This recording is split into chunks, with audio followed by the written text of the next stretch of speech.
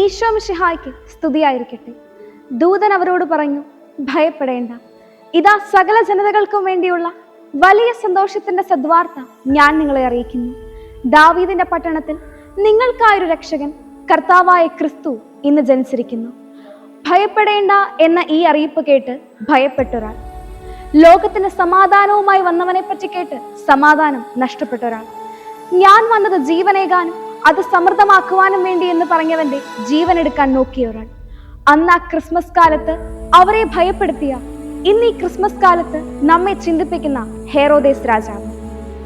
ഈശോയെ സ്നേഹിച്ച, രക്ഷകനെ കാണാൻ ആഗ്രഹിച്ച ആട്ടിടയന്മാരും ജ്ഞാനികളും ഇന്ന് ലോകത്തായിരക്കണക്കിന് പുൽക്കൂടുകളിൽ തൂവള്ളക്കച്ചയിൽ പൊതിഞ്ഞ ഉണ്ണിയേശുവിന്റെ കൂടെ സ്ഥാനം പിടിക്കുമ്പോൾ കുഞ്ഞിപ്പൈതങ്ങളുടെ രക്തം പുരണ്ട കുപ്പായവുമായി ക്രൂരതയുടെ പര്യായമായി മാറിയത്, തങ്ങളാൽ കഴിയുന്നതും തങ്ങളുടെ ജീവിതവും ഈശോയ്ക്ക് നൽകുവാൻ വെമ്പൽ കൊണ്ടവരുടെ നടുവിൽ പണത്തിനും അധികാരത്തിനുമായി ദൈവപുത്രനെ സ്വീകരിക്കാനാവാതെ പോയവൻ.